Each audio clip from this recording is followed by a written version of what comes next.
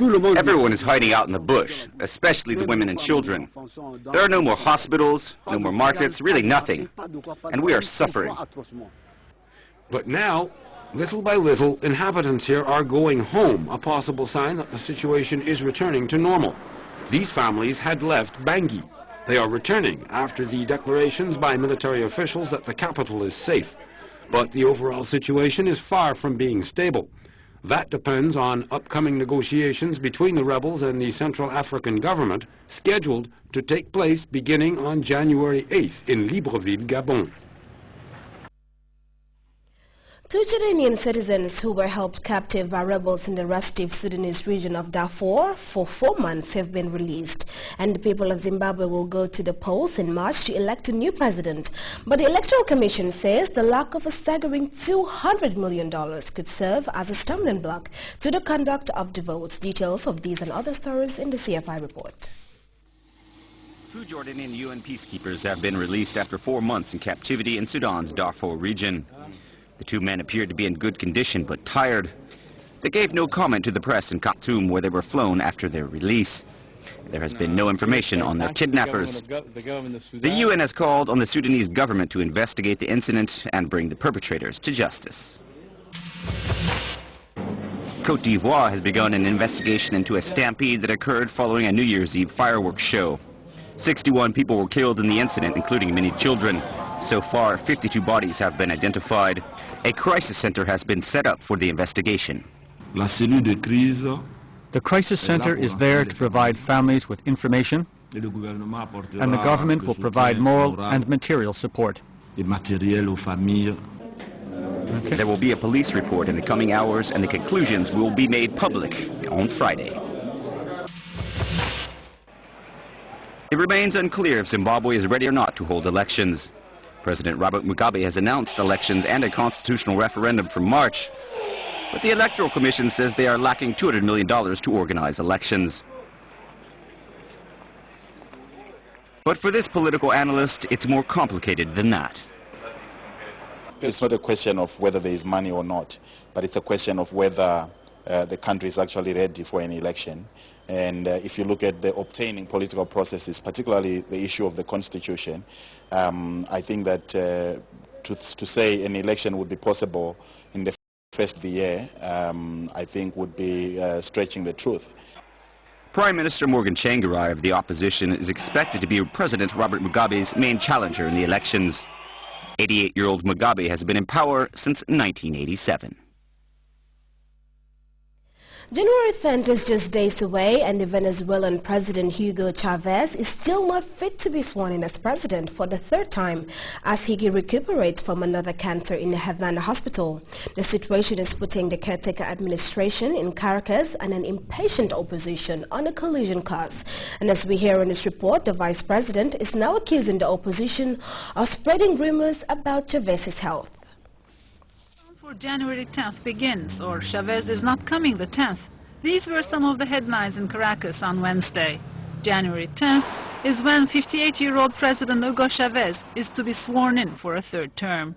But he's still in the hospital in Cuba after a 4th cancer surgery in 18 months, and the opposition is getting impatient. Nothing excuses the government from giving the information it must give.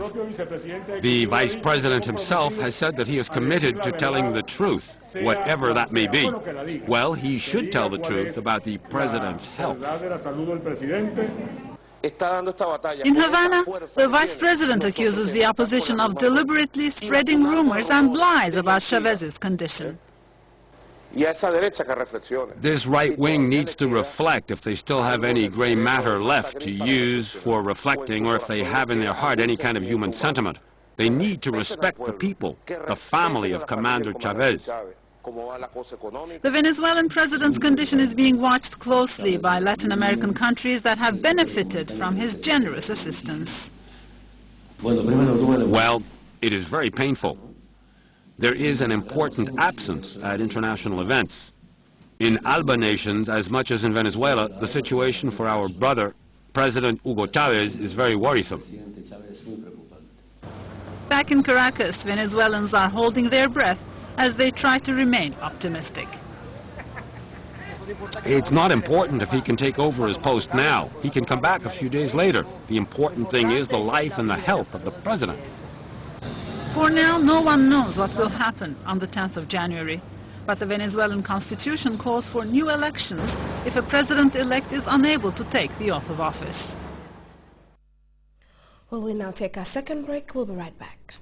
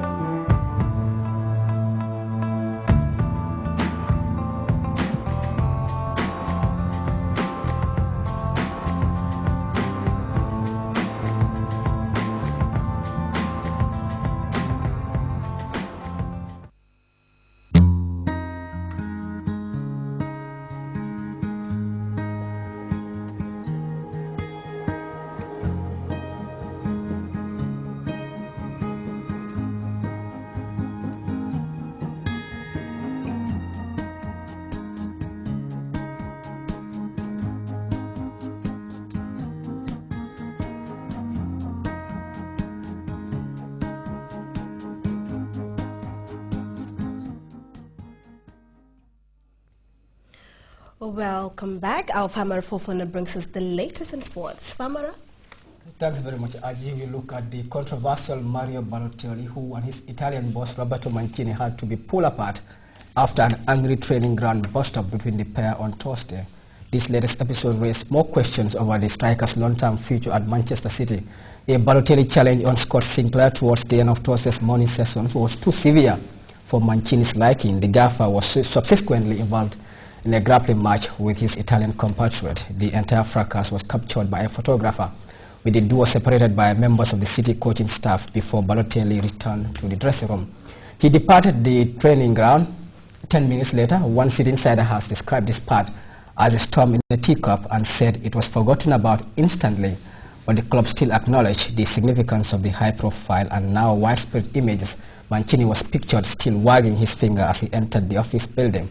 It is the latest in a long line of incidents that have tested City's patience with the player since he signed in 2010. There is no immediate suggestion that Balotelli will be officially punished by the club. In fact, the photographs arguably show Mancini as the aggressor, but that much will remain unclear until the manager speaks. Ajami, I doubt whether you are a keen follower of football at the international stage, but you must be hearing of the name Mario Balotelli. Yeah. He's an enigma. Yeah, we hear about Mario Balotelli all the time, but Famara, Mancini being the aggressor, I don't understand. Why? Yeah, so far it couldn't be ascertained, but this is somebody who has earned the reputation of being a very troublesome footballer. So, and Mancini is someone who has exercised so much patience with him. He's an Italian, they are both Italian, and he's the one who brought him to the Etihad Stadium. So let's see what will happen, and since the transfer window is open, I don't know whether he'll remain at the City. Wow, that's an interesting update there, Farmer. Thank you. But before we go to the end of this edition of the news, a reminder of our top stories. The Office of the President has issued a press release warning against the purchasing and exportation of groundnuts by unauthorized operators. The chairman of the Independent Electoral Commission, Alhaji Mustafa El Karayel, has announced April 4th as the date for the next local government elections in the Gambia. The coalition of rebels threatening to oust President Francois Bozize of the Central African Republic has called for negotiations with the government as the regional military force stationed heavily armed troops near Damara, 75 kilometers north of the capital Bangui. And President Robert Mugabe has targeted March 2013 for his country's presidential ballot, but the electoral says a funding gap of $200 million stands in the way of the upcoming vote and Zimbabwe's constitutional referendum. Well, that seems to be all in this edition of the news. Thanks for your time and enjoy the rest of Friday.